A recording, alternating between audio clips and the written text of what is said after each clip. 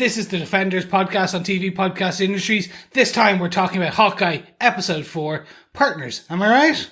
Hawkeye and I are working on a case, and we needed to use the bathroom. He did. So we were by the house and we dropped in. No big deal. Working on a case terrific. together? He's my partner. We're not partners. Well, we're friends / partners. I wouldn't really describe us as friends.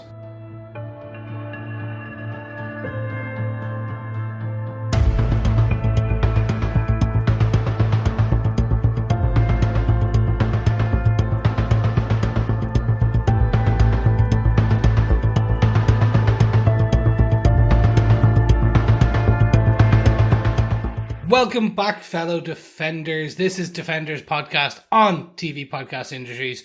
We're talking about Hawkeye, episode 4, Partners. Am I right? I really want to give the inflection right there. I'm just not sure it's coming off. I probably need a better New York accent. Am I right? No, just not working. Yeah. I am Chris. I am joined by my illustrious partners in crime. Am I right?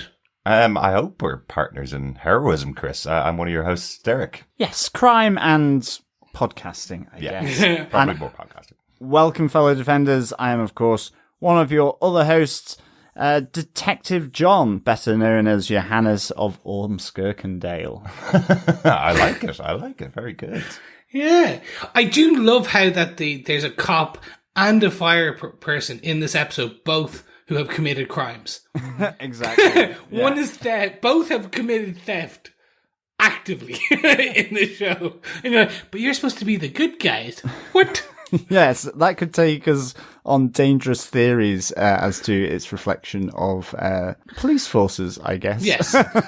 Before we do that, we are here, fellow defenders, to talk about Hawkeye episode 4. If you are joining us for the first time, what the hell? But welcome. Thank you.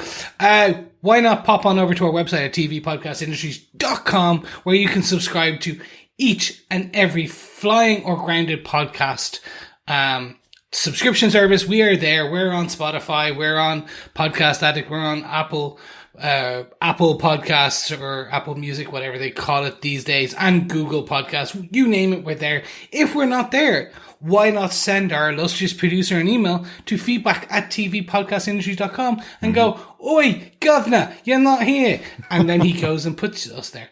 It's that simple. Yeah. But you can also send your feedback to feedback@tvpodcastindustries.com for each and every episode.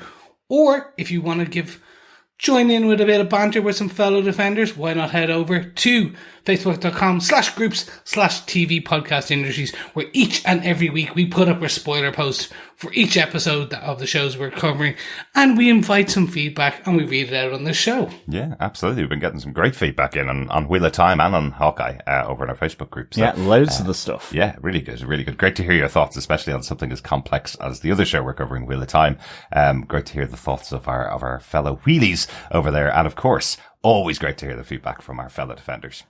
Exactly. But that is at the end of the episode when we discuss their feedback. Before we do that, do we want to discuss this episode in detail with who gave us what? Derek, give us some details. Absolutely, yes. This episode was written by Erin Cancino and Heather Quinn. Heather Quinn's a staff writer on the show. Erin Cancino doesn't have any writing credits before, so a first-time writer for Hawkeye. So that's cool to have these two people on board. And I think to show my hand a little bit, this is a great episode. So well done to Erin and Heather for writing this episode. Really enjoyed it. So Yes. hopefully see big things out of them in the future. Mm-hmm.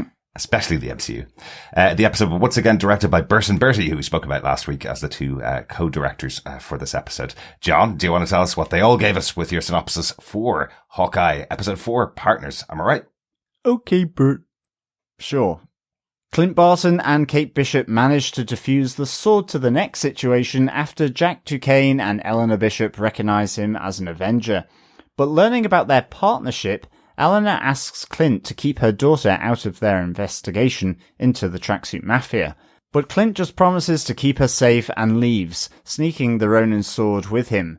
Later that day, Eleanor leaves an urgent message to an unknown person to inform them of the situation. But Clint is suspicious, and with the help of his wife Laura, he discovers that Jack is the CEO of Sloan Limited, a shell corporation that launders money for the Tracksuit Mafia. That night, Kate tries to soften the blow of another night away from his family as she throws an impromptu Christmas party for Clint, Pizza Dog, and herself. As the slushy cocktails flow and the two reminisce, Kate deduces that Hawkeye took up the mantle of Ronin during the blip. The next day, after many cups of coffee, Clint locates Kazi and asks him to talk down Maya Lopez out of her vendetta against Ronin, while Kate enlists the LARPers to retrieve the trick arrows out of the NYPD lockup. In a follow-up call from Laura, she informs her husband that the Rolex watch stolen by the Tracksuit Mafia is still emitting a tracking signal from a building in downtown New York. While Hawkeye keeps watch from the roof of the building opposite, Kate goes to retrieve it, but soon discovers that the watch is located in Maya's apartment, where she also keeps notes on Clint Barton and his family. As Maya confronts and attacks Kate, Hawkeye is ambushed by a masked assassin, but he manages to zipwire to get Kate out of Maya's apartment, where she joins him to fight both Maya and the unknown assassin. In the ensuing fight, Kate injures Maya, forcing her to retreat. Hawkeye manages to unmask his assailant and comes face to face with Yelena Belova, Natasha Romanov's sister, before she also escapes.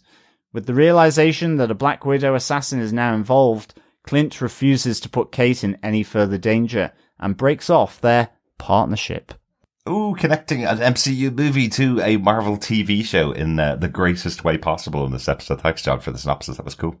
Yes. Do you think we'll get Val on the rooftop next episode? Who knows? I think we're very likely to get Val. I think so too. Yeah.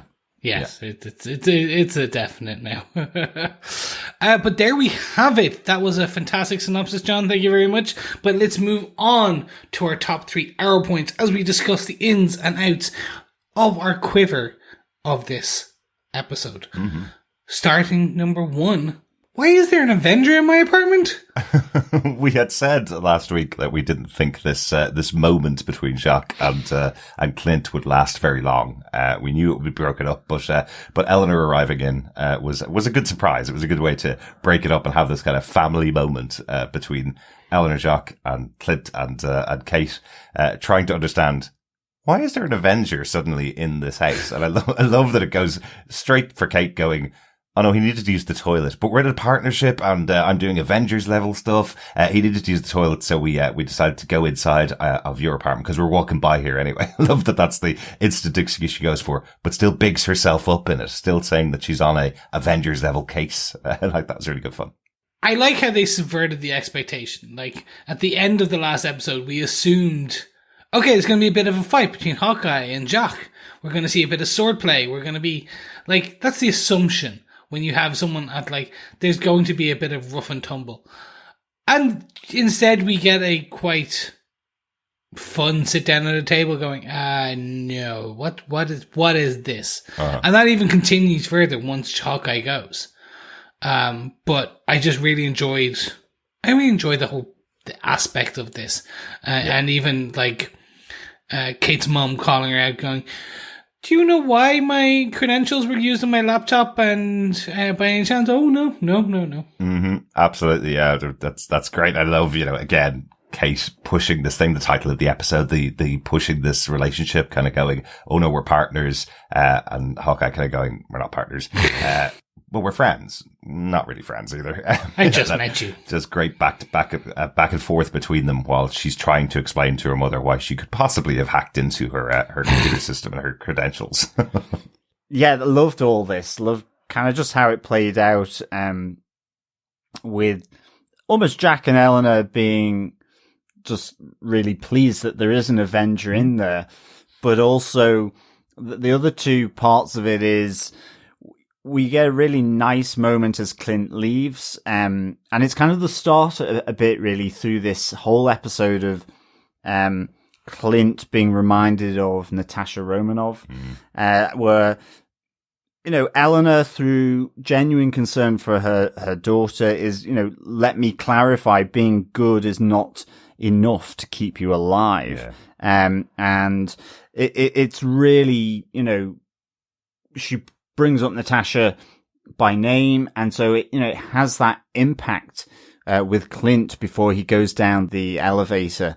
So, we've talked about the dodginess of Eleanor, where she seems pretty clean cut and all this, but ultimately then there's a little private call that she makes to some unknown person where she's just leaves a message but asks for them to call them back urgently. And this, is very much linked in with her trying to get Clint to drop this case that he's doing, which he can't do, and he tells her so. So, and not just tells her, he says he's not even going to kick Kate off the case. He says, I'm going to take care of her. I'll make sure she's safe. So completely going against her wishes, which are stop investigating this at all, because that's the only way to keep my daughter safe. Yeah. That's the stated intention and rationale and reason. I don't think it is. Like, more and more, Eleanor is becoming the dodgy mother. Like, I honestly don't think she cares about Kate to that level. She's starting to understand that they are investigating potentially stuff that is linked to her. Absolutely. Yeah, and using her kit as well through the computer. Yeah. So I'm starting to just believe it is not. It is essentially she is self-preserving here. Yeah, it's a good play to use Kate, and it would make sense that a mother would be really concerned that her daughter's going out fighting crime with a former Avenger. That makes sense that she would say that, but you're right, it serves a double purpose.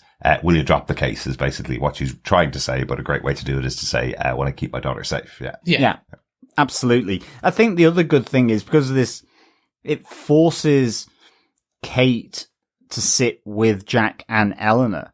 A lot of this series, we've seen her out in the town with Clint, a bit of a distant relationship, certainly from Jack, but even with her mother.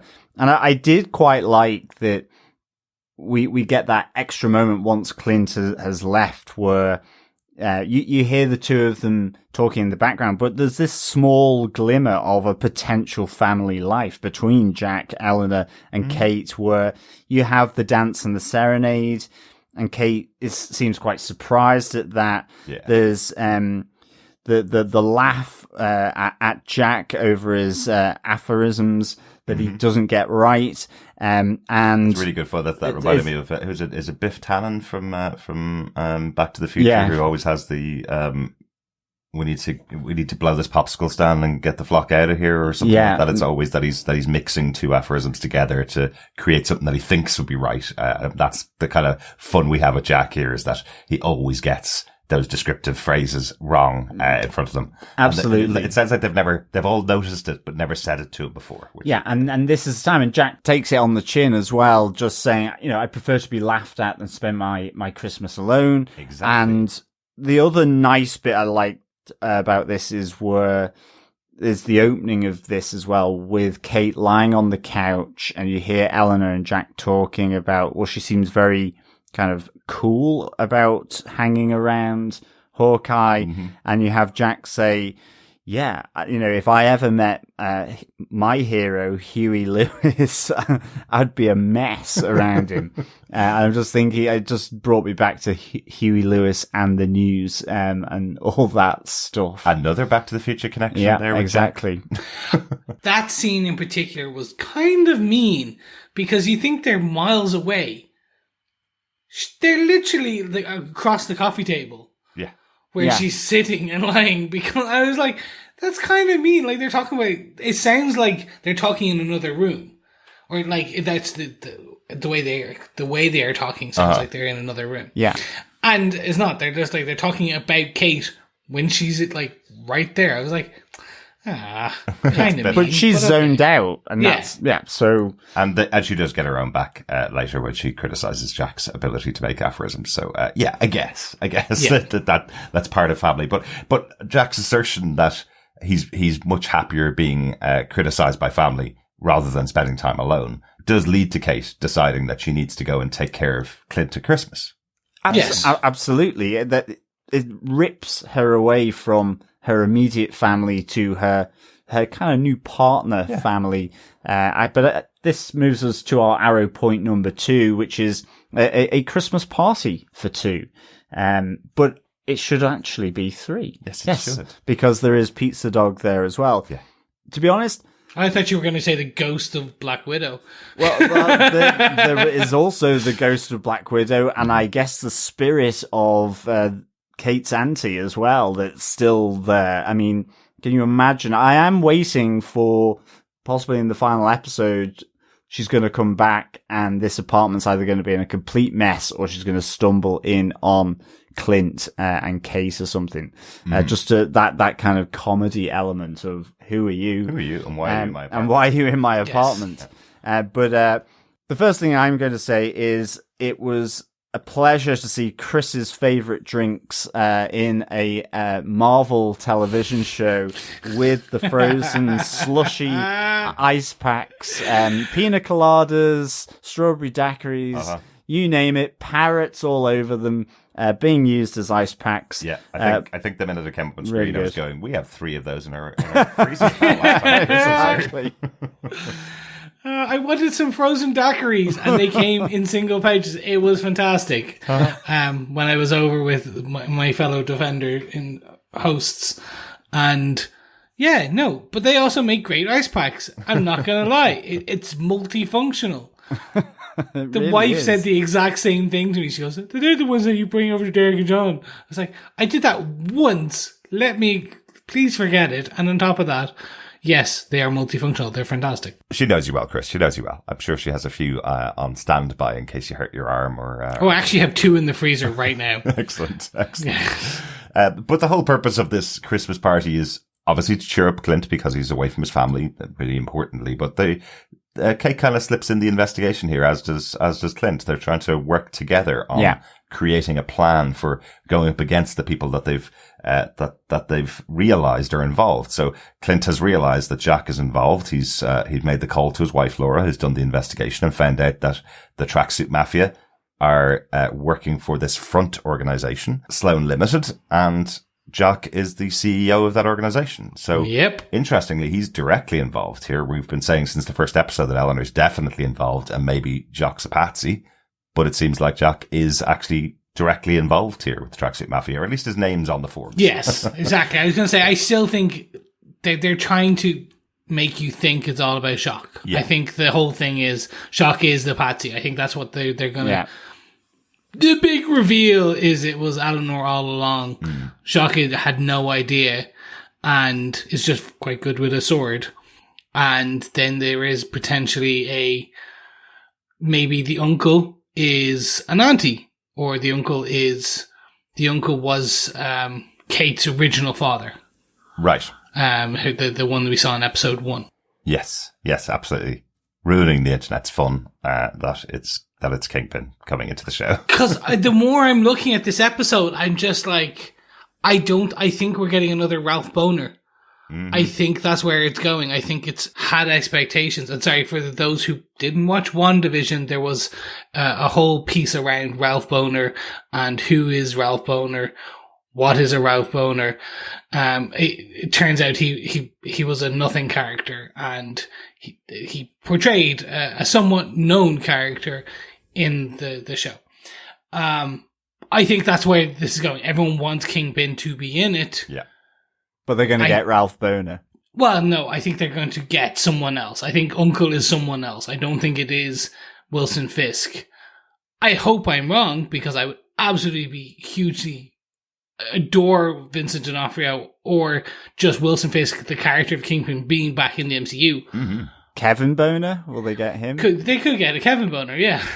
We'll just see. But I think the whole thing is that it's going to be Eleanor. It was Eleanor all along. Yeah, instead it was Agatha all along. It's just because it's getting really close to the end now. We've got 2 episodes left, and I think the big reveal is who is above Eleanor, because we know Eleanor's involved, or we all think Eleanor's involved. So it's who is the boss, who is the one above Eleanor, because she makes that phone call, as you mentioned, she makes that phone call to somebody else that she reports to, we presume, even though it's just a voicemail that she's leaving.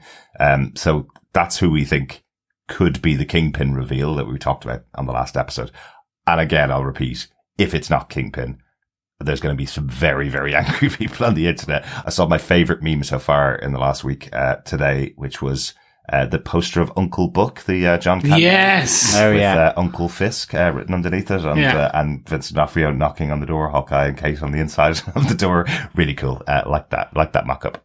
I saw that too. That was fantastic. But you made this point to me. I was either on the podcast or off the podcast, where you said we never saw Kate's father's death or anything. It was all off screen. Like, it could just be him. They were having money troubles before. He went off. He went into hiding, and he's been off grid, and that's why the mother Eleanor is good to go with Jacques and stuff like that, or it was deep cover with Jacques. She doesn't love him really. She was there for the money. It's all like, I think that's where it's all starting to head to, because you're right. It's 2 hours, not even 2 hours left. Yeah. Unless the end credits, basically Wilson Fisk coming in for literally the last scene, which is the special end credit, kind of like he goes, it could be end credit. Whoever was like the void has been opened, and goes, right, basically the Thanos, I'll do it myself moment, where it's like, yeah. Or they do a real Christmassy end credit where it's Jessica Jones, it's Iron Fist, it's Daredevil, all kind of doing some kind of panto thing. Somewhere in Hell's Kitchen or Harlem even. Right, with Nick Cage in the audience. Which would be really good. The thing is as well is, and just before I say it, I do like, Chris, that you kind of accurately captured our states at the moment. We're either off podcast or on podcast. We are podcasting a lot at the moment. With all the podcasting that we're doing. But yeah, this was great kind of, it was a nice thing for Kate to do. And I like that Clint recognizes all that. I have to say, whether it was the combination of, the Christmas nostalgia coupled to the alcoholic slushy drinking that they were doing, but the Christmas reminiscing really did kind of start to bring the promise of movie marathons and Christmas tree decoration and cocktails and snacks and pizza down a bit. And here we get another reference to Budapest and to Natasha Romanoff being the best shot was the one that Hawkeye didn't actually take, that he saw that there was something about her that wanted to get out of her as a Black Widow, to come out of that.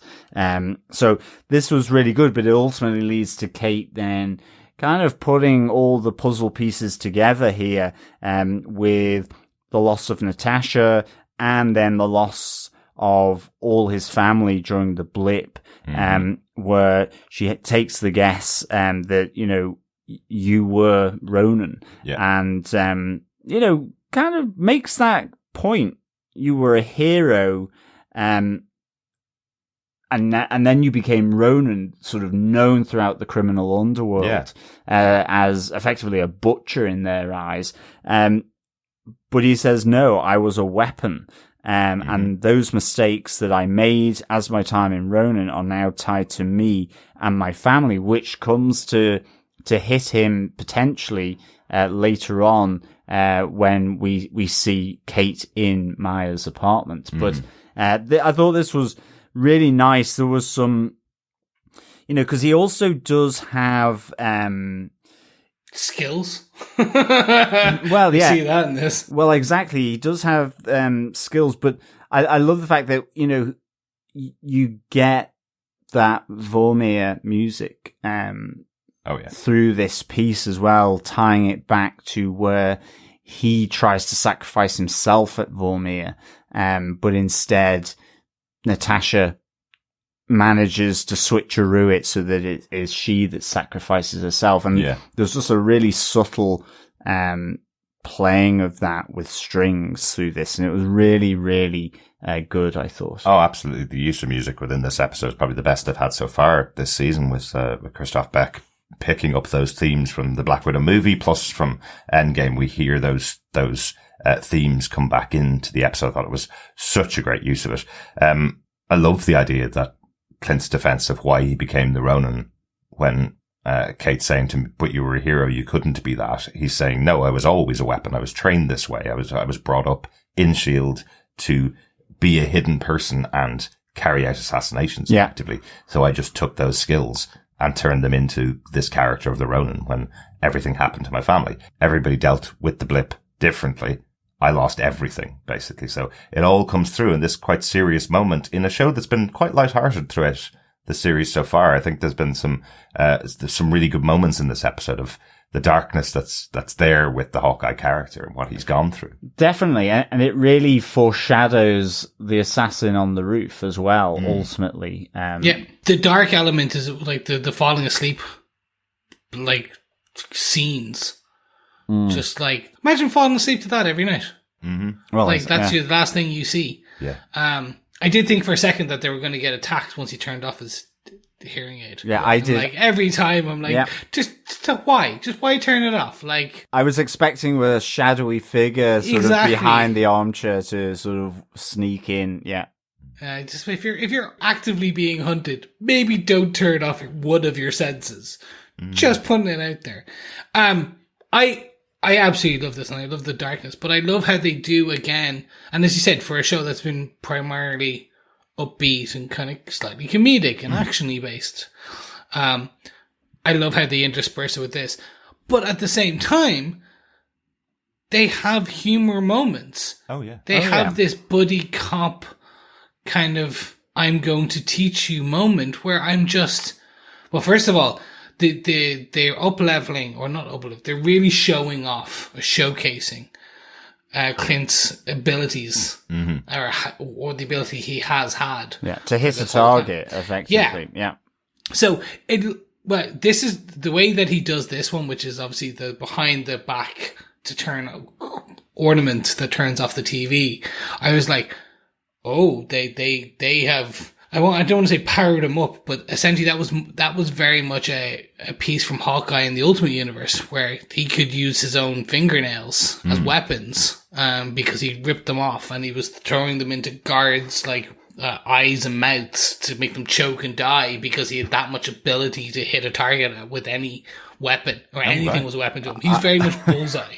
I'm not liking that universe's Hawkeye. Well, the Ultimate Universe was very dark. Yeah, I was going to say, like, or rip off an ear and smother someone with it or something. I don't know. No, he'd have to throw it at them like a target. But that's exactly like the MCU's version of Bullseye that we've seen before, that he can use anything to hit any target. Yes. So they're bringing that into Hawkeye here in the show, which was Ben Poindexter from Daredevil season 3, who was Bullseye in that show. That's exactly the kind of things he'd be able to do. So this feels like they're giving this power, or passing this power over to Hawkeye as well. So he has that ability too. I think as well that there's a nice nod with this, the use of the kind of coin-like Christmas decoration. There's a nice nod to the Fraction Hollingsworth and Ayer comic, because you see a lot of the guys on the pavements in New York were like when Clint is coming out of hospital in the first issue,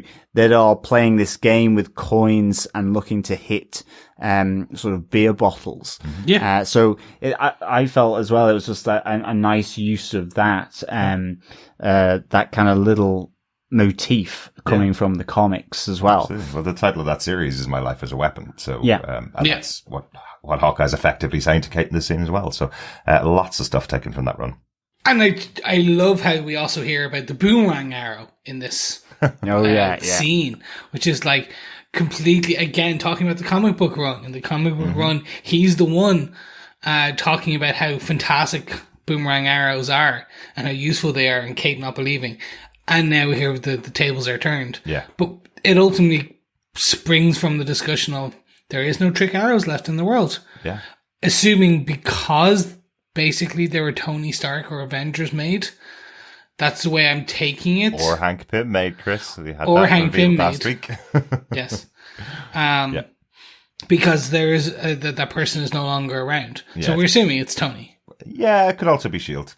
Yeah, he did work for them for many years Yeah. before Tony was involved. So yeah, I think there's a connection there, and but it's also, there's no more Shield, there's no more Avengers. So yeah, I like this idea that he just needs the shafts of those arrows back, and he can create more arrows effectively. Yeah. Has a way to top them back up so they can be used. So yeah, I like this kind of scene just because she's learning all about who Hawkeye is. He is almost handing over the mantle. You can feel this is like one last job, so he can finally go back to his family. And it does feel like Kate's almost taking that on without being asked. There's a moment where he sends her off. He gives her mission to go off and get the arrows from the LARPers, which is great. We'll talk about that in a second. But I love her response to him going, I think of these as our trick arrows. So she is already dealing from the same quiver, let's say.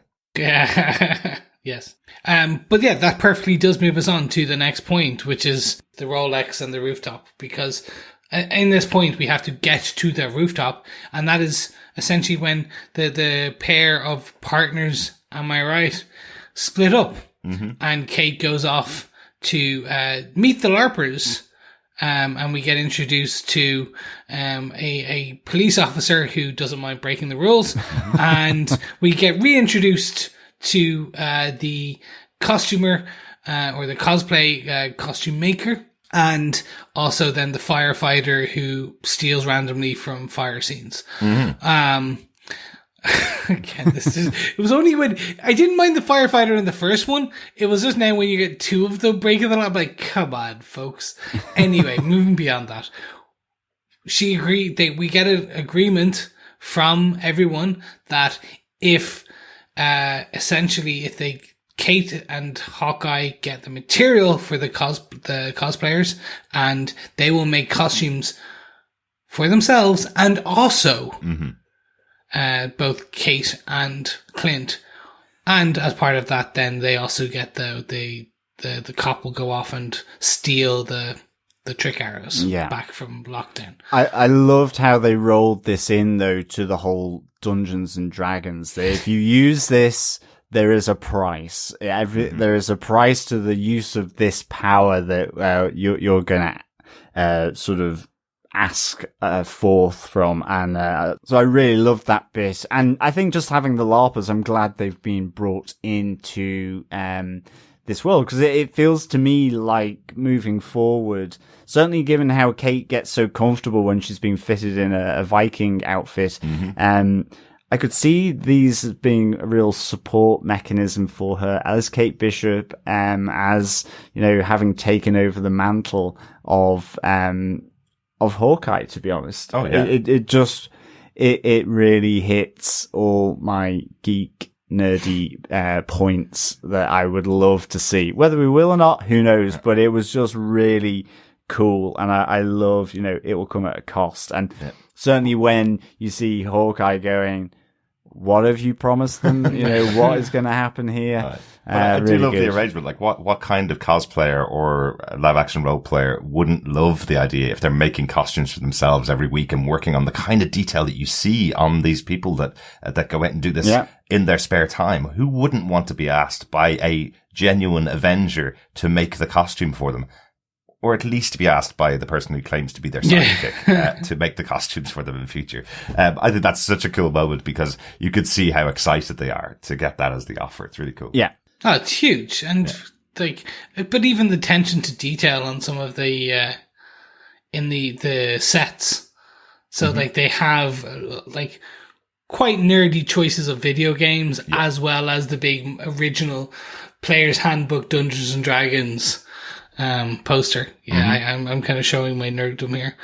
But yeah, they have everything. It was great. Yeah, absolutely. It took me a minute to realize that they were in their apartment. They're in the LARPers' apartment. I was kind of going, hang on a second, why does Kate have a poster of Dungeons and Dragons on her aunt's wall or something?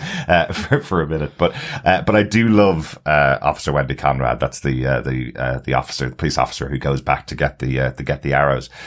Now, I understand. I've seen all the jokes on the internet about another officer breaking the law. I get that, but remember, Kate does say this is an Avenger who has lost their weapons to a New York police officer who is fully aware of how important Hawkeye was in the events of the attack in New York. So I can understand this isn't the same as the fire officer taking something from a fire scene that he shouldn't have taken. This is somebody going in and going, actually, there's an Avengers weapon. If I could go and get Captain America's shield back to him, that'd be great, wouldn't it? That'd be a really nice thing to do for an Avenger. Yeah. So I kind of get that in a different way. Yeah. But I love Wendy Conrad because she comes back in with the bag given to her by her wife, and realizes that, hang on a second, he hasn't brought a bag to carry home his own hours, and he's going to take away the bag given to me by my wife that's been specially engraved with bombshell on the side of it. Hang on a second. I didn't sign up for this. I love that moment. I think it's exactly. So Officer well Bombshell, if you will. Officer Bombshell. Excellent. Bit a nerdy piece here. Wendy is an actual comic book character called Bombshell. She's a villain. Very good. Yeah. Maybe she turns villain because she doesn't get her bag back. Exactly. Yeah, this is her origin story. She didn't get her bag back, and she didn't fill out the proper paperwork down at the lock-in. She is evil. She turns on Hawkeye because she gets fired for taking the arrows from the lock-in. Exactly. This is pure evil incarnate. I love that. That's a nice touch. And while Hawkeye 2, Kate, is doing all this, we do get Clint's little discussion with Cassie. Mm-hmm. Very quick, just to go over it. Yeah. Basically, Clint plays it well. He's like, look, you've always been working for the Lopez's. When's it your turn? Mm-hmm. So that's kind of just playing on that. And straight away plays that he knows someone's above. Clint referencing Jacques Duquesne. But obviously, we don't know that for 100% whether it is Jacques. We just know that I think the way Cassie takes it is he's talking about Uncle. Yes. So that's the way I was kind of. Yeah, because he says the big guy, doesn't he? Yes. Which, it could be the boss or the big guy. Mm-hmm. Wilson Fisk, Wilson Fisk-esque. I loved this scene. I just thought it was I loved the pitter-patter of the exchanges between Hawkeye and Cassie. Mm-hmm. I loved the fact that all his potential weapons, from a gun to the knife to the box cutter, all taken. I just really liked it, and absolutely true shield agent there from definitely Hawkeye, making sure that he covers all bases. And really then with Cassie trying to really understand himself. Well, what are you asking me here? That we should all look after ourselves as criminals, and you're looking out for our welfare and my progression in the organization. Exactly, but Clint really having to say it's actually about Ronin. By the way, I'm not Ronin. I'm just asking for a friend, kind of thing, And I thought this was. I just loved the pitter patter and that kind of sense of awkwardness and Cassie trying to figure out the motivation from Clint here. Mm-hmm. I thought it was just really nicely done in such, as you say, just a nice little short scene. Absolutely. Topped off with him throwing the gun, I guess, onto the railway line or into the port or whatever it is. Well, exactly where he wanted to throw it, I suppose, as we know from Hawkeye. He always hits his target. So wherever he was throwing it, it's exactly where it was intended to be. But he does make one final kind of threat to Cassie as well. He does say to him that if Maya doesn't stop, she will be dead. She will be killed for following up on Ronin the way she's going after it. So he needs to make sure that she backs off. So not only appealing to Cassie's position within the organization, he's also appealing to the fact that he cares for Maya and wants to make sure that she's still alive. So he is appealing on multiple levels that she back off. And I took that to mean the big guy, the boss, because he doesn't want the attention. He doesn't ever expect to get that kind of attention. So it would be coming from their own organization rather than Ronin. Yeah, I don't think Clint was threatening him. Exactly. But he may take it that way. Exactly. Yeah. Exactly. But with all those investigations done and all the information gathered, will we talk about the Rolex a little bit here? Because we have the call that Clint makes to his wife Laura to pick up the information, and she realizes that the Ronin suit obviously hadn't disappeared in the past, and also this Rolex watch is in the open now. We saw this Rolex watch In the first episode, we thought that maybe Pizza Dog might have eaten it. He didn't. No, he definitely prefers pizza. Yes, so a comedy moment averted there when they were trying to retrieve the Rolex. Unfortunately, not in the show. But there's some interesting things about the watch that we learn in the episode. The idea that this is a former hero in the spotlight, former friend of Clint Barton, who's gone back out of the spotlight, but this Rolex will connect them directly with their old life. And that could be used against them and could put their life in jeopardy, which is why he now has to retrieve the watch. So, lots of possibilities of who this could be. Possible introduction to a hero we haven't seen before in the MCU. Yeah, well, and there is specific mention that the Rolex is a vintage Rolex, and that the person's been out of the game for a long time. So, again, really interesting stuff. And again, that Laura, Clint's wife, is very good at extracting this information from Sloan Limited in order to get the information about Jacques being the CEO, but also the knowledge of this Rolex and her amazing command of German and potentially Russian with speaking to the Tracksuit Mafia at Sloan Limited. So, yes, she's a very talented lady, is Laura. She certainly is, yes. She really is. I wonder if it's an SHIELD kind of situation. Yeah, there might have been an on-job connection back in S.H.I.E.L.D. days for Hawkeye. Yes. Yeah. A work romance that has blossomed. That's where my brain is at. I literally think that Rolex belongs to Hawkeye. And engraved in the back is for my love, Clint, from whatever Laura's original name was, XXX, her code name. Oh, maybe. And that's basically kind of essentially connecting for my husband. Yeah. Basically to say that Laura, who has been maybe dead and gone and like been in hiding, theoretically, the old Laura is dead and Laura's new identity is this connects them. Yeah. To that, and it puts the family at risk. I know it's out there on the internet as well. I'm kind of in agreement. Clint did have a wife in the comic books. He's had a few, but the main one would be Bobby Morse, Mockingbird. And that was initially just kind of no one thought to make the connection. Now that we see Laura's somewhat kind of espionage-based skills, it could be that. It could be that she is or was Mockingbird at some point. She was Bobby Morse at some point and has since retired that identity to become the wife of Clint Barton, Laura Barton. That is the potential that they could, this whole thing could be about, that was Clint's watch.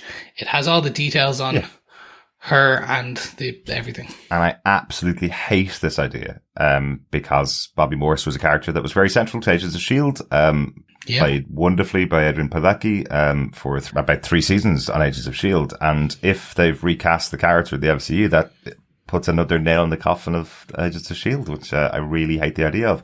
I'll throw one at you as a fan of S.H.I.E.L.D. since I was 13 years old, as you guys know. I've mentioned it often that I've read every single S.H.I.E.L.D. comic that's ever been created. There is a character called Laura Brown who is an agent of S.H.I.E.L.D. Clint Barton's wife's called Laura. They may have met in S.H.I.E.L.D., so this may be the introduction of Laura Brown from the that could S.H.I.E.L.D. work, comics. yes. Yeah, that could work as well. So that wouldn't hide it as much as the complexity of having a completely different name, a completely different code name, and having to decode a watch that's stolen as well. So if it's just to Clint, my darling husband, Agent Laura Brown, that would make it a really close connection, wouldn't it? Oh yeah. And could they have met in space? No. Okay, so it's not S.H.I.E.L.D. in Sword. space. Yeah, it's not S.H.I.E.L.D. in space. In fact, there's one absolute reason why they couldn't have met in space, because the first time Clint ever went to space was in Endgame after Laura had gone in the blip. So we know that they met before that. Look, well, thank you, Mr. Continuity. Yes, excellent. Good stuff. I do really like that. The other major theory with the Rolex is that it belongs to one of the other Avengers. And it's a Captain America, it's Steve Rogers, or I don't think Tony Stark works just based on that. It's just based on what Clint is saying. I don't think it's the only thing. It's someone who was alive or is alive. Yeah, it could be Captain America because he's aged. It's as well. He's out for a long time from the game. I was just trying to think of anybody that was in the Avengers that we haven't seen since the Avengers. We talked about some of the possibilities in the first episode when we heard about the Rolex, that it could be Doctor Strange because he has a penchant for very expensive wristwatches, as we saw in his movie. He lost a lot of them, but he did have that was definitely very clearly shown on screen. We talked about Iron Man. Could it be a watch that contains an Iron Man suit, leading to some other possibilities for where this could go in the future? But the more I watched and the more he described it, I just kept thinking, what if it's someone that hasn't been introduced yet and they want to establish a history before the movies, or a history that we just haven't seen on screen? Is there a character coming up in the future that could be in the MCU but have been around in the past? There's some connection there, and they've gone into hiding, and they just want to use this as a way to introduce them. They come in the end and go, that's my watch. You know, is it Moon Knight? Is it She-Hulk? Is it somebody else that has a TV show coming out on Disney Plus from Marvel that they want to introduce them this way, and there's a connection in with Hawkeye then? Is it something like that, you know? That all makes sense. It does. That's a good one. My brain went to Colonel Rhodes. Potentially being Colonel Rhodes, and that means still it's the event. It's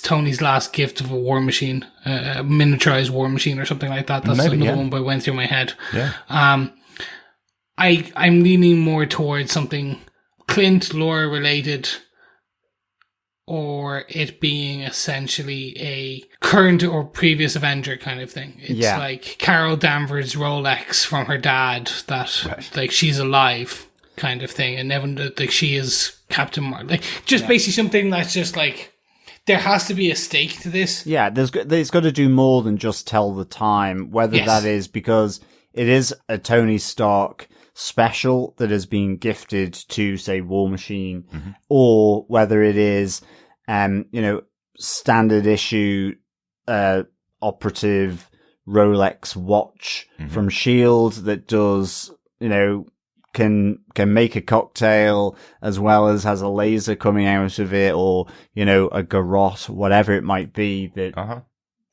then it is linked to Clint and, say, Laura in some way. Yeah. So, but you're right, it's got to do something.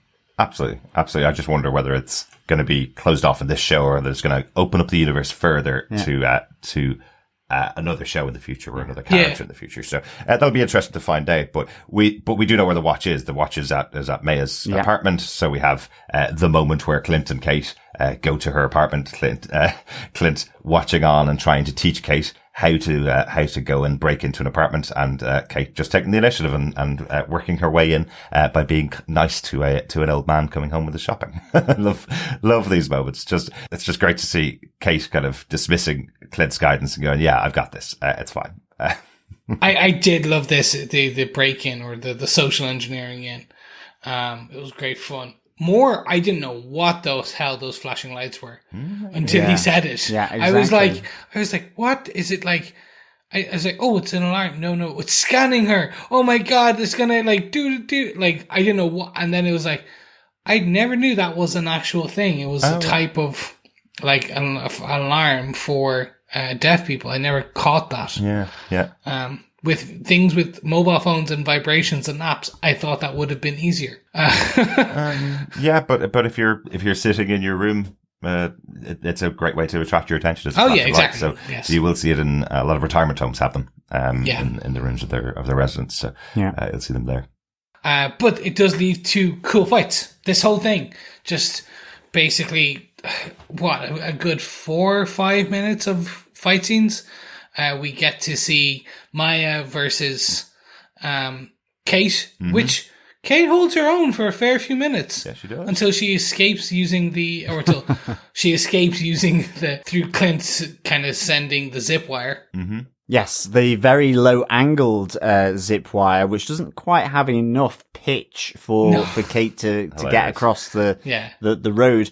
And of course, it's the other fun bit of this, isn't it? Because, they keep having that conversation about, well, is this building tall enough? Shouldn't we be higher up to view into the apartment? Mm-hmm. And of course, what do we get? We get a poor zip wire for Kate, but she's helped along by the assassin, the unknown assassin with the infrared or night vision goggles. Oh, there is a moment in this though that everything's going through my head. May is in the apartment, she's fighting with Kate.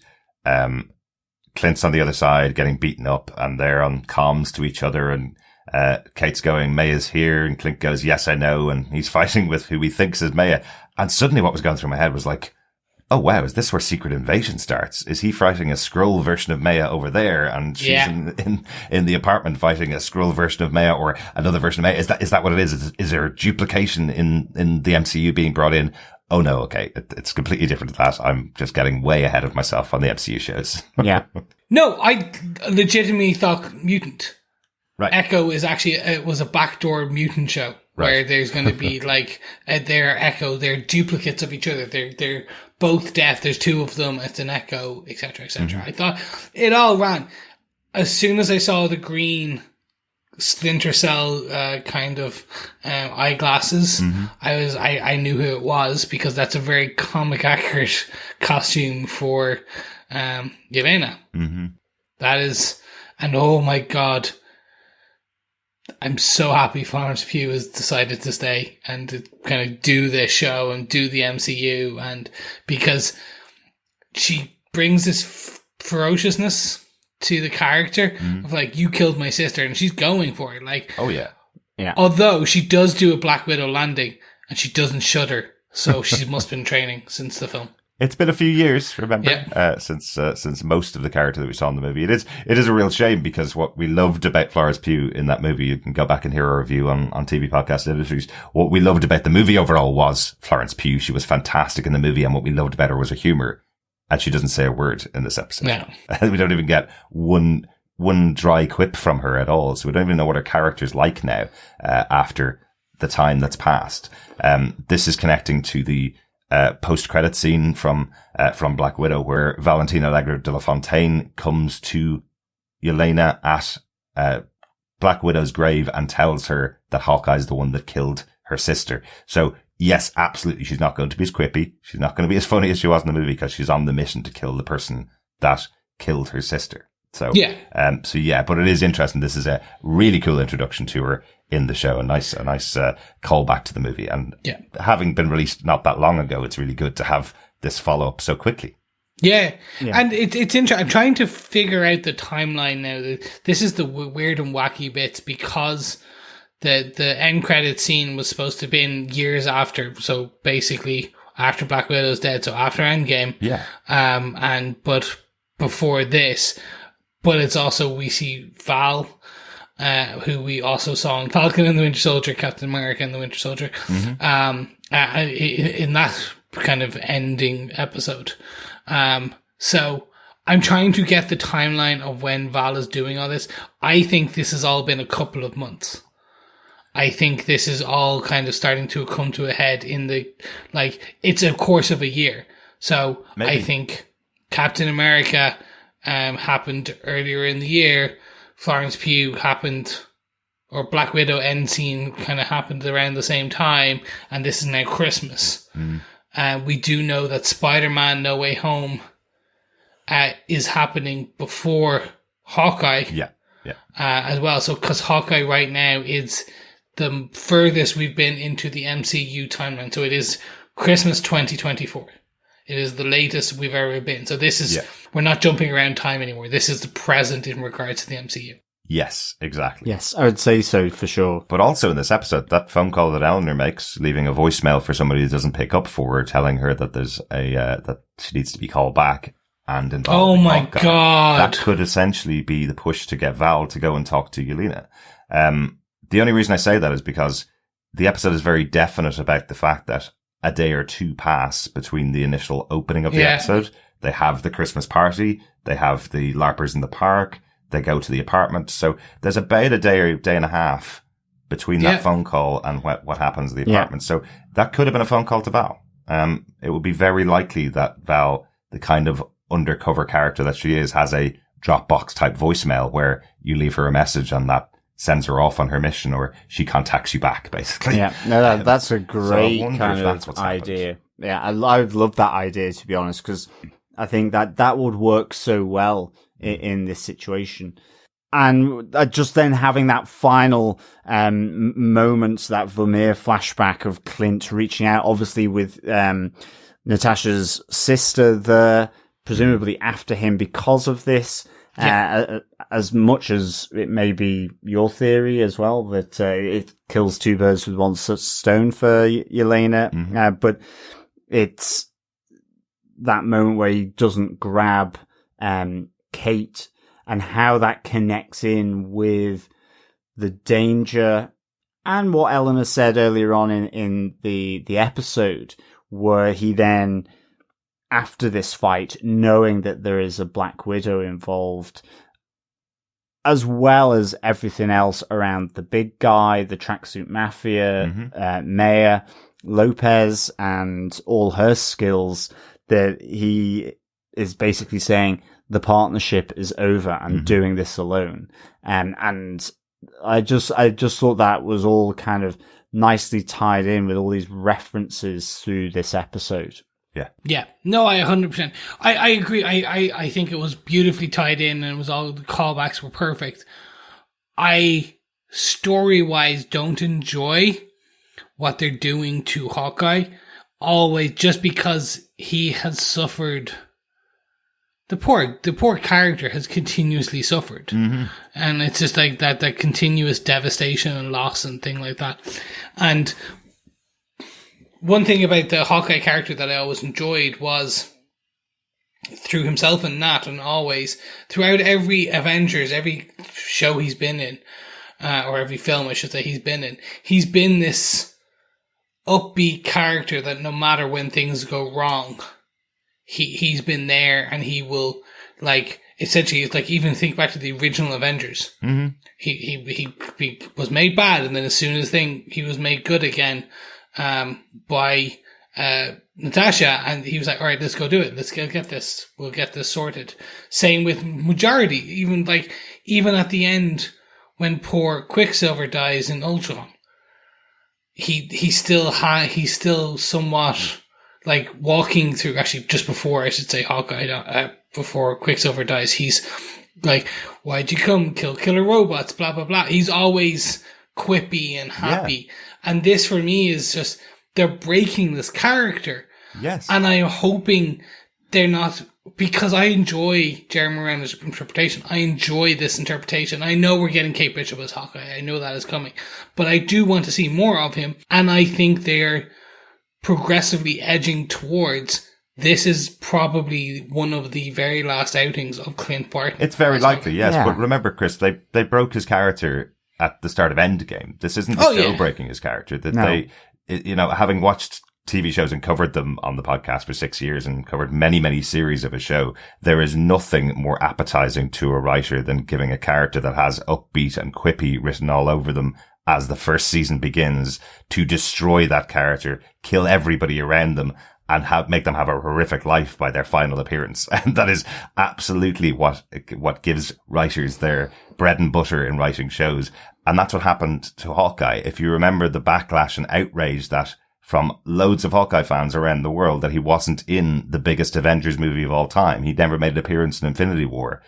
And the response to that, remember, they'd already made it and they'd already filmed the movie, but the MCU response to that was, no, Clint got it worse than anybody. That's why he didn't appear in Infinity War, because when you see him in Endgame, he loses every member of his family and his best friend within the running time of one movie. So they've broken him already. This is his redemption. This is him coming back and realizing family is most important, potentially giving up the job and handing it off to Kate Bishop. Yeah, and I think, as you mentioned about the timeline before, Chris, this is still quite close to that whole traumatic event. And But what they have done is the fact that we are calling this an action comedy.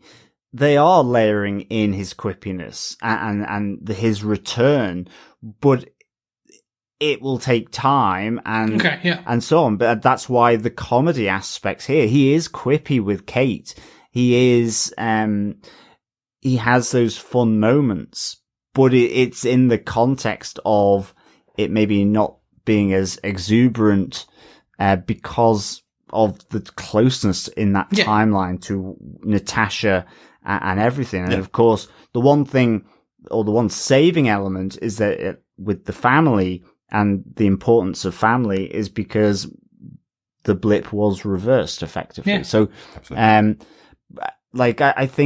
feel this is more redemptive than them continuing to destroy his character. Just showing it on screen because they need to show the journey of the character, really overall. Yeah. Just one thing we didn't mention, in this section, I suppose, just to call it out. I think you had it in the, synopsis, John, but just the idea that when, Kate picks up the watch, she sees that there's a list of all of Clint's family there beside the watch that Maya potentially has put together. So there's a full list of who each member of his family is, their age, who they are. So they are connecting something back to Clint's family there. So it's just important to kind of mention that for the upcoming episodes. Well, it's interesting because to the conversation earlier about, is this Clint's watch, given to him by Laura, and it's an Avengers. It is Clint ultimately when he says, someone I used to work with, they've been out of the game for a long time.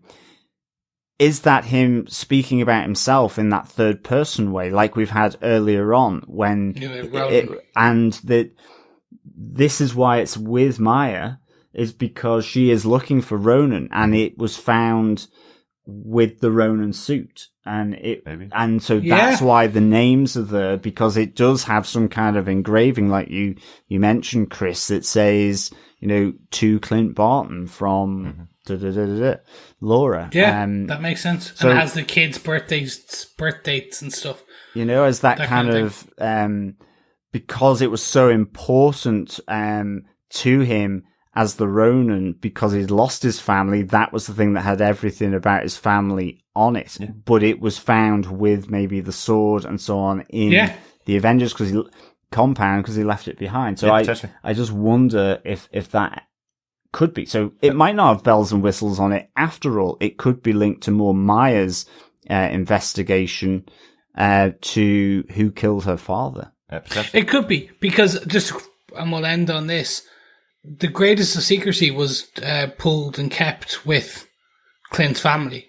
They were completely off books. Like, no one knew who they were, to the point where everyone bar Nick Fury and Natasha were shocked that Clint Barton had a family. Yeah, exactly. So that is something to kind of keep in mind as well. Yeah. But gentlemen, with that all said, and on that slightly downer note that we do not know if the Hawkeyes will be partners. Am I right? Let's move on to, does anyone have any notes for this episode? No notes for me. No other notes for me. No. The last note I will just go, who's a good boy? Pizza Dog, once again, just eating huge amounts of pretzels just out of the bowl before Clint grabs a handful himself. They're going to have to clear up a mess in that apartment. Yes, 100%. Yeah. But with that said, then let's move on to the final discussions or comments on this. I will ask Derek, do you defend episode 4 of Hawkeye season 1 partners? Am I right? Yeah, I absolutely defend this episode. The connection to Black Widow is great. I love that they've been able to expand on that story. We knew it was coming from when we watched that post-credit scene. We knew we were going to get Yelena in the show. I love her introduction. The one thing is we only have 2 episodes left and we have a lot here that's being set up for those last 2 episodes. So it makes me really excited to see the next couple of episodes. But I loved Yelena's introduction. I loved the relationship between these characters getting deeper, getting more about Clint and who he is as a person. I thought was really important in the episode as well. And lots of intrigue as to what could be coming up in the last couple of episodes. So yeah, definitely loved this episode. highly defended. How about yourself, Chris? Very much so. Same. Absolutely defend this episode. I'm just want to know where we're going. Mm-hmm.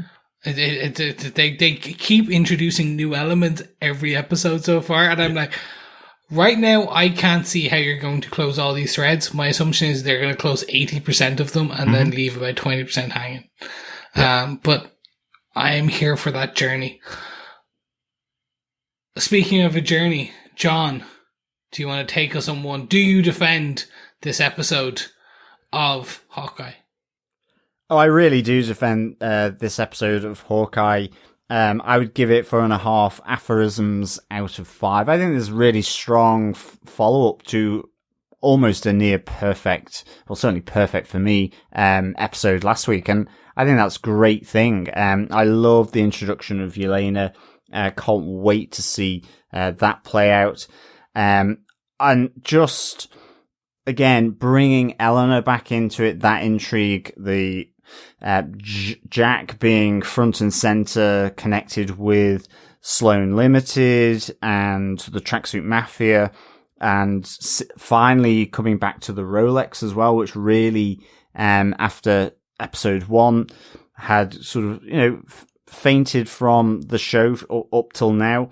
So this was all really good. It carried on just a strong relationship between Clint and Kate, which I'm really, really enjoying. I love that they brought the LARPers back. Again, I love it when writers do this, have just a small side person or character, supporting character or supporting characters in the LARPers, and they bring them back, and then you can immediately think this could be even more sort of front and center with a Kate Bishop standalone TV show as well. This is kind of like this is the Alfred to Kate Bishop, really. Yeah. But just lots of them, I guess. And she won't have to worry about suits anymore. So yeah, really good. I love the theme of Natasha through all of this. Certainly at Christmas. Yes, it is cheery, but people also will think about people they've lost, as well. So the whole, connection with Natasha being on the mind of Clint, I really enjoyed through this, and the use of the music on it. So 4.5 aphorisms out of 5 for me. Definitely defend, this episode of Hawkeye. Partners, am I right? Did I get it right? You did.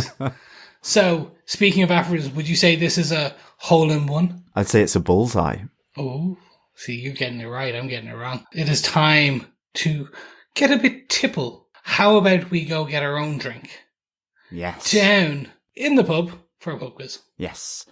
Welcome, fellow defenders, fellow quizzers. Yes, the barman in this moment is going to be heading on over to the bar freezer to get some of those frozen slushy drinks that are ready made and can not only reduce the swelling from having walked to the pub, but then can also get you a little tipsy as well. Pina coladas and strawberry daiquiris only, though, for this one. But question 4 for episode 4. It's a 2-parter. Ooh. So, part 1, what is written on the side of the mug that Clint Barton is drinking from?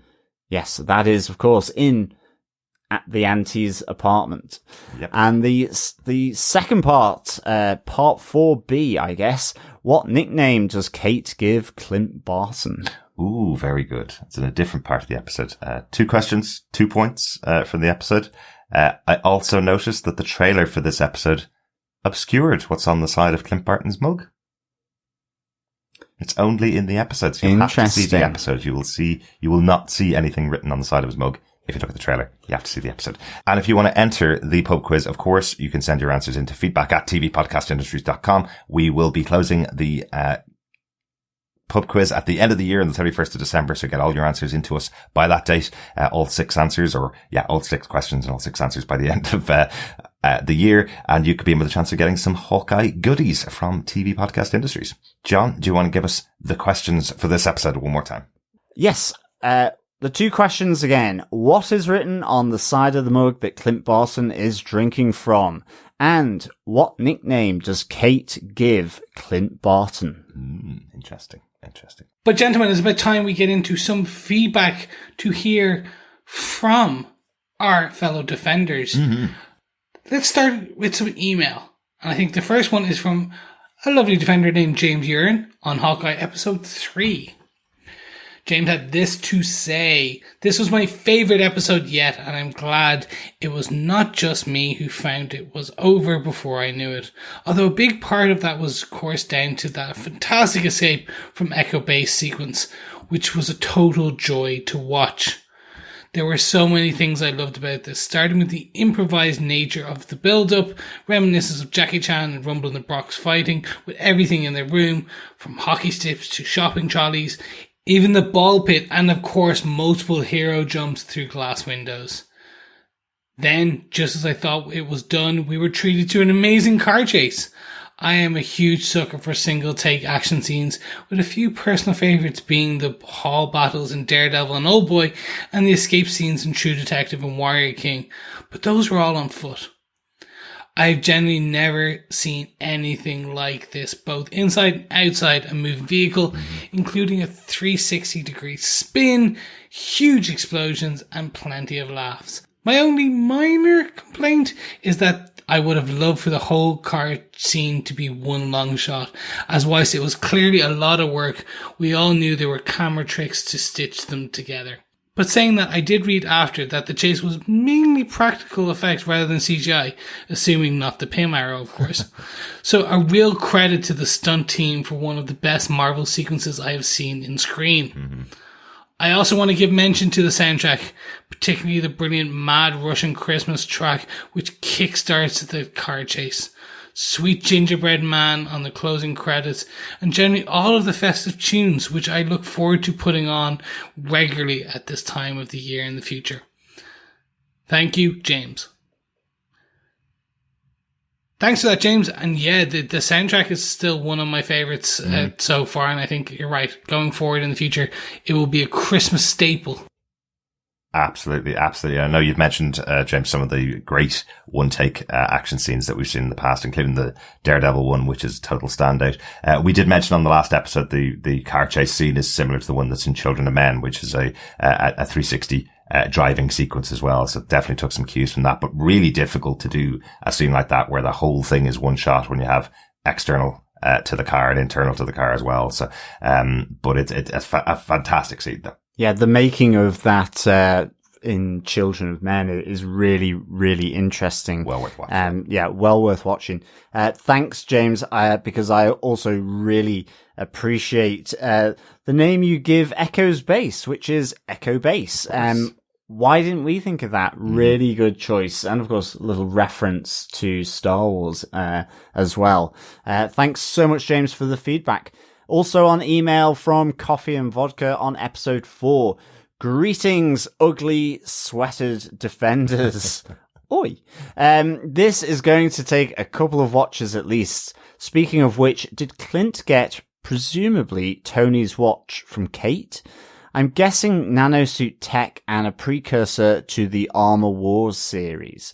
Why and how would Laura be aware and concerned about it? This episode was packed with clues, foreshadowing, action, and even an Act 2 breakup. I might be willing to soften the whole Kingpin angle a bit with other implied possible major players. Mephisto, perhaps? There is always Mephisto, I think, Coffee and Vodka. But just a bit. There's way too much lore out there for the big man to be ignored. If Eleanor is a red herring, she's one of the best placed ones I've seen. We finally get Yelena, and she almost got Clint. She had the opportunity. Why didn't she finish him off? Looks like they're hinting at a Christmas showdown at the Barton farm. An excellent episode with just enough everything, including Lucky the Pizza Dog. So much content. I'm off for that second viewing. Coffee and Vodka gives 5 LARPers LARPing out of 5. There'll be, I guess, 4 maids a milking, 3 something. Archers. 5 goals. And a partridge in a pear tree. Hopefully the rating of the show doesn't get out to a 3 or no, a that's 2 true. out of 5. 5 out of 5 for another great episode. Excellent stuff, Coffee and Vodka. Coffee and Vodka did respond later saying, never mind, on second watch, it looks like Kate saved Clint's bacon with both Echo and Yelena. However noble Clint's reason, no way to treat a wing woman. So she did get him out of it. Yelena leaves and Echo leave because of what Kate did. And then concussion, the concussion arrow. Yeah. That was pretty cool, actually. I loved the concussion arrow. Yeah, thanks, Coffee and Vodka. But that is a really interesting question, though, from Coffee and Vodka as to whether Kate gave the watch to Clint or not. I never saw any handover of the watch that she picked up from Maya's apartment, or whether it's still in the apartment, or whether Kate still has that. Kate puts it in her pocket. Yeah, but she didn't hand it over to Clint during that fight and during him pushing her away. So that's quite interesting. Yeah, well, he's still staying with her, so he kind of has to go back. Yeah, he really does, yeah. Yeah, that's a good catch there, Coffee and Vodka. Thanks so much for the feedback, as always. Absolutely. Yes. We also have an email from Trish, who got in contact to say, hi guys, I love listening to your recaps of the episodes and think this series is amazing so far. I think my son and I will make binging on this series an annual holiday tradition. I'm not well versed in the comics history, so I am wondering your thoughts are on when Eleanor left the urgent message. After learning that Kate is partnering with Hawkeye, was it Julia Louis-Dreyfus's character Val that she called, causing her to recruit Yelena to go after him? Can't wait for episode 5 and to tune into your episode 4 recap. Cheers, Trish. Right on my wavelength there, Trish, as well. Yeah, I do wonder if that call was placed to Val, or someone connected to Val as well, and that it possibly is the end credit scene or sometime just after that from Black Widow. Yeah, good stuff, Trish. Thinking of that for sure, because it didn't even enter into my little pea brain, I guess, this time. But I don't know, my little pea brain. But yeah, and thank you so much for listening to the show. We're really glad you enjoy it. Good to hear. Yeah. Cheers, Trish. We also got an email from Jerry in Niceville who had this to say. Hey guys, first, big thanks to Chris for reading my email. With all the bros in it, highlight of my week. No problem, bro. Jeff's kiss indeed. I love all the character development. Most people will hate that it slows the show down, but I think it makes it better. So Pizza Dog did not eat the watch. Little disappointed about that comedic opportunity missed. Who was Yelena's target? We assumed that it was Tony's watch, correct? Now I have some theories. Clint's wife is a Black Widow and the kids are adopted. Clint's wife was S.H.I.E.L.D. and those are his kids. And my bonkers theory is one of the end credit scenes we will find out that she's a Skrull. Oh, Skrull. Can't wait to hear your thoughts, Jerry in Niceville. Oh God, we're all starting to think alike. I think we need to take a break to we're going to take the holiday period and we all go start getting all different crazy theories. Yeah, it's kind of hive mind is beginning to sort of generate here. They're all listening to us too much. Isn't that right, bro? Yeah, bro. I have to say, even in this episode, in the background when we go see Kazi, I still laugh every time I see "Trust a Bro." Mm-hmm. Yeah. It's just, I just want to take "Trust a Bro, bro." Hey, I'm also laughing at Kazi as well, to be honest, because that is a slang term for the John, which is another slang term for the Lou, which is an abbreviation of lavatory. But yeah, it's great stuff, Jerry. I like your question in here. Who was Yelena's target? Because on the basis of Black Widow movie, we are assuming it is Clint, and I guess that's probably might most likely be right. But I like that you threw the question in there, because. Maybe some people may not have seen Black Widow. Maybe it is Maya. Maybe this is the whole point of Clint's conversation with Kazi, that the big boss upstairs won't like this attention, and they're coming after Maya. I don't know. I'm not saying I'm just saying I like that question is there. It's just a few more angles. Yes. Separates out the hive mind as well, for sure. Yeah. Yeah. Great stuff, as always, Jerry. Absolutely. Thanks, Jerry. 084 has a theory that I'm not very happy about. I think Chris mentioned a similar theory early on in the podcast. 084 says, hey all, okay, after getting through the amazing episode 4, I have a theory and I kind of hate myself for it. The watch that they're after would supposedly expose the identity of someone close to Clint. I think the person he's protecting is his wife, Laura. Now, here's why I hate this, because I'm pretty sure I know who she's going to be, and it would be the final nail in the coffin for Agents of S.H.I.E.L.D. I've headcanoned my way through so much with the season 5 Thanos fiasco and time jumps in both the show and the movies that don't quite work with each other. But what I won't be able to headcanon is this. Laura Barton is also an ex-spy, specifically Barbara Morse, aka Mockingbird, the ex-wife of Clint in the comics, and the amazing character portrayed by Adrian Palicki in Agents of S.H.I.E.L.D. And she would be the first Marvel TV character to be recast and brought into the MCU completely rebooted. But all that said, I would love it so much. Sorry, fellow AOS lovers. I'll see myself out. Until next time. 084. Yep, already mentioned. I really dislike this theory. And there's so many other options of S.H.I.E.L.D. agents that Laura could be. So I think we've talked about it already, but anything else to add, guys? No, I do like that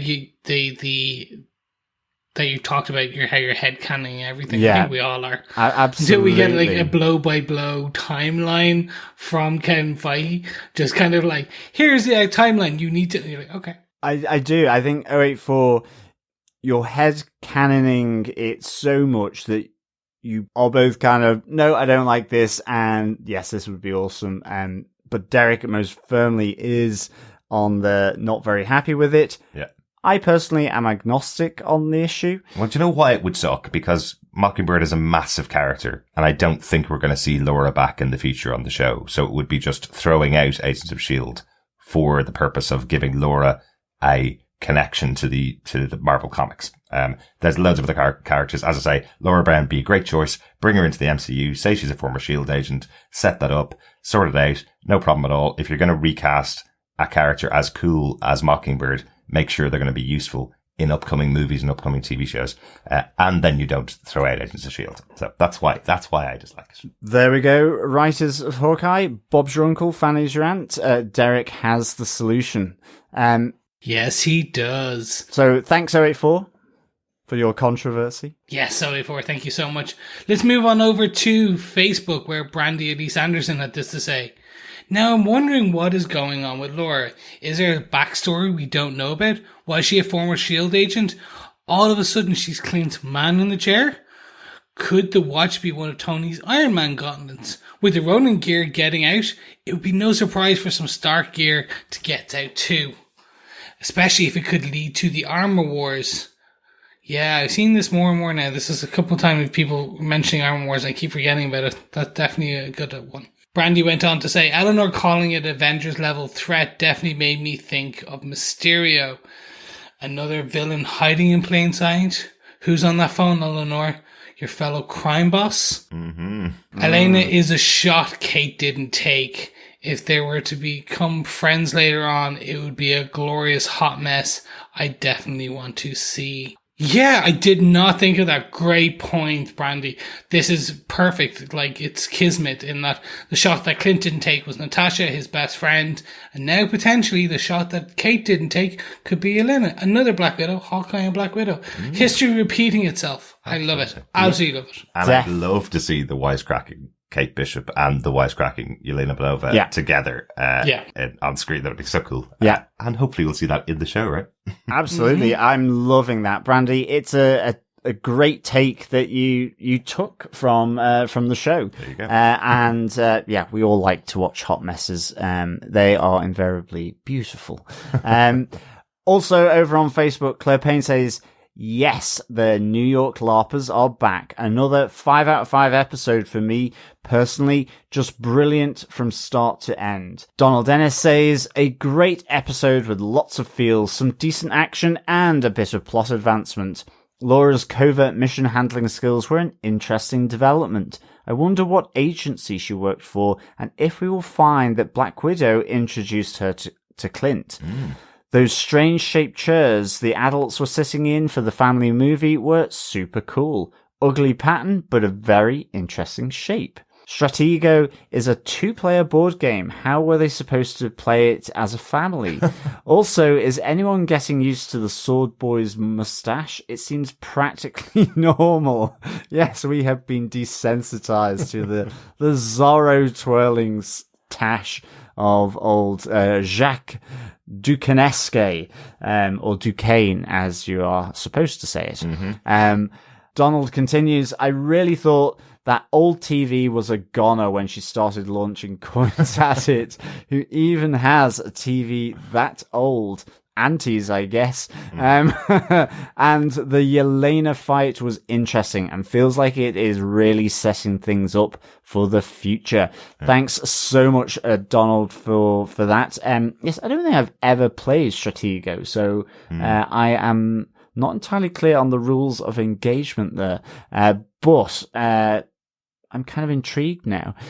Big board game fan. But even I'm trying to participate in what are your questions going to be from the show, because I've written in my notes, Jack proposes board game, Risk Yahtzee Stratego. So I was wondering whether that was going to be your question for the poker. So it wasn't, but that's where that came from. I've never played Stratego at all. Yeah, and Claire, I'm totally with you on the New York LARPers being back.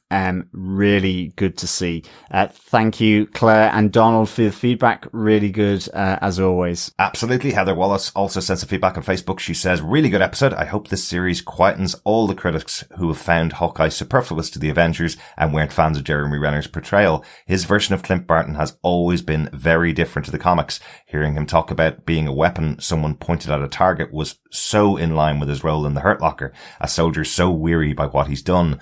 Seeing him as the ultra-violent Ronin in Endgame was a shock, but as he revealed here, he was never a hero. He was trained to be a killer. He was the killer sent to take down Thor, and Ronin was just continuing with what he knew. It went a long way to reconciling the pre- and post-snap Clint. It made sense that seeing Kate go over a ledge was the point he had to make her stop. He was reliving how Natasha died. It crystallized why I was so unsettled by Kate calling herself his partner and even his BFF. Not just that he's at least 20 years older than her, and it's arrogant of her to call herself that when she's known him 2 days, but because Natasha was his partner and his actual best friend. So happy to see Yelena. I'm assuming Eleanor's phone call triggered Val's visit to Yelena at the end of Black Widow. Did Eleanor call Val directly, or did her associate take out the hit? Does Clint know Yelena is Natasha's adopted sister, or does he just recognize Black Widow regalia? Now, I would assume that Clint definitely recognizes the Black Widow regalia, but would this story have come over to Clint from Natasha? They stayed in contact the whole time from Infinity War into Endgame. At the end of Black Widow, she's going off to Infinity War. They stayed in contact the whole time, so she would probably have told Clint this story about her sister and meeting up with her family. So, of course, he's going to ask her where she got her amazing jacket. Exactly. And she's going to say, I got it from my sister, who's now actually a Black Widow and really cool. Yeah. Like, it's gonna come up when you wear a cool jacket like that with all those pockets. Absolutely. Thanks so much for your feedback, Heather. Yeah, thank you so much, Heather. Yes, thank you so much, Heather. We've also got some feedback from Victor Von Doom, who had this to say. The episode was great with a nice action scene payoff. A lot of plot ground was also covered. I wonder where and when Elena was going to enter the story. We know that Elena Val connection. Now Jack May, a Tracksuit connection. Who is Uncle? Jack? Who hired who? Good point, Victor. Yeah, we're going to find out. 2 hours left. I think some of it will be revealed. Yep. I still, more and more now, I'm thinking we're not going to get everything we want. Yeah. It's a bit like life, you know. I took that too deep. But taking it back up again, we're going to talk about some feedback from Deanne Debreen Mascal, who had this to say. I am falling in love with Jack. Is that wrong? He's so damn charming, but he is a Hydra. Every time we get an answer, more questions are raised. Speaking of Hydras, Eleanor warmed my heart with her serious mum vibes, and then boom, back to Machiavellian. Using Clint's love of family was intense. I wish I believed that all she wanted was to protect Kate. I am digging Laura's details. I want more of that story. And the Christmas movie night, chef's kiss. Am I right, Chris? Jeff's kiss, even better. So very Kate and Clint. The LARPers are back and I couldn't be more wonderful on so many levels. Yelena, that intro was awesome. Was waiting for her intro, but the circumstances which were so fraught, it caught me by surprise. Although once I saw Maya was in the apartment, I shouted Yelena so loud, it was a good thing I was home alone. Rooftop fight scenes are always awesome. This show continues to deliver in every way, humor, drama, and devastating emotional punches. Even knowing our main characters aren't in real danger, I'm still worried for them. What an awesome sleigh ride. Can't wait to hear your point of view. Thanks so much, Deanna. And yeah, I really like that. The show continues in every way. Humor, drama, devastating emotional punches. That is the tagline. Yeah, exactly. You just go humor, action, drama, devastating emotional punches. It's coming from a 60s movie, emotion. Mm-hmm. And I'm sure the tagline they'd actually go with is an awesome sleigh ride. Yeah. Oh, no, a sleigh ride of emotion and drama and action. Thanks, Deanna. Yeah, thanks so much, Deanna. Dr. Bob Phillips says, I'm a weapon. The whole of that scene did for me what I didn't need. I realized the light of this story has a heavy dark underneath. Sad the watch isn't in Pizza Dog, though. Everyone really wants that watch in Pizza Dog. It's our fault. We said it in episode 1. We were expecting it to happen for 3 episodes, and now they've just revealed that wasn't even on the table. I guess there's a lot of... Actually, no, it was on the table. I guess our fellow defenders have a lot of experience of their dogs eating random objects that materialize in the middle of the living room floor, I guess. I guess so. Thanks, Dr. Bob. Yeah, thanks, Bob. Doug Green says, setting them up as LARPers and other people who are used to handling crises, instead of just residents in the building, means that when the plot with the Tracksuit Mafia comes to a head, the LARPers can actually do something about those bros while Kate and Clint deal with bigger issues. Oh, that's a great catch. Yeah, though. I like that. Yeah. That's what I mean. I think there could be a really good group of sidekicks here for Kate. Exactly. Thanks, Doug. Yeah, thank you so much, Doug. Lara Willie Swink says, I'm so behind. Only 2 episodes in, my watch partner is knee-deep in finals, rehearsals, and holiday performances and has forbidden me from watching without her. Don't worry, Lara. You will get there. And so hopefully, yeah, you catch up quickly enough, but it'll all be in time for Christmas. It'd be a great Christmas binge. Exactly. Thank you, Laura, for the feedback. Greg Schwab says, I like the reality of not being able to attach trick arrowheads to random shafts. The LARPers will continue to be my favourite side characters, I think, and the small things like not wanting to give up your personalised bag even to a superhero, make it more specific and therefore seeming more real, or at least more possible. And nice to see the post-credit scene of Black Widow paying off. Absolutely, Greg. Totally with you on the LARPers. I love all their LARPing around. And yes, it's great to see Elena in here and have her character back in the MCU. Yeah, absolutely. Really good. Thanks, Greg. Thank you so much, Greg. And thank you to all our fellow defenders who have been sending us in feedback across all our multiple platforms.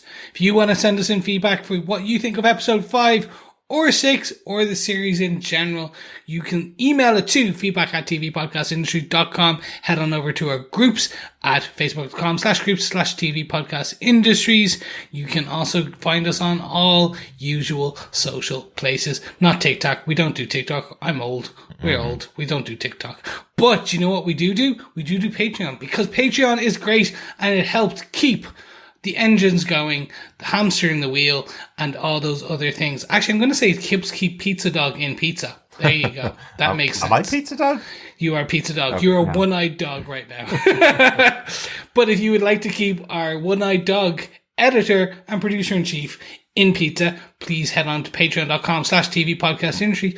Or if you want to keep him in coffee, head on over to buymeacoffee.com/tvpi. But if you don't have any bucks, don't worry. You can also just write us a review on Apple Podcasts or any other podcast catcher or place. Why not share the love? Because sharing the love is also sharing a podcast. there we have it. Ladies, gentlemen, fellow defenders, and pizza dogs who have not eaten the watch, so you are good boys. Mm-hmm. Yes. We'll be back next week with the 5th episode, the penultimate episode of this season of Hawkeye. But don't forget, we'll also be back tomorrow with episode 6 of our Wheel in Time discussion, called The Flame or Tar of the Lawn. Mm-hmm. If you're not joining us for Wheel of Time, go catch up on Amazon Prime. Really, really good show. Check it out and catch up with us in the podcast. There's also 2 episodes left of Wheel of Time as well. And it's been a great show to watch. I'm a total novice in this world. Didn't know anything before the show started. And I'm really deep into it now. Really enjoying the show so far. Yes, if you just think of LARPers gone crazy, that's all you need to think of with regards to the Wheel of Time. And there's an archer in that show as well. There is. And there's a guy going, ice wall, ice wall, ice wall. Not in that show, but it was in this show. Thanks so much for joining us. We'll talk to you again next time. Speak to you again soon. Bye. Yeah, thank you so much, fellow defenders. Remember, keep watching, keep listening, and keep defending. See you next time. Bye.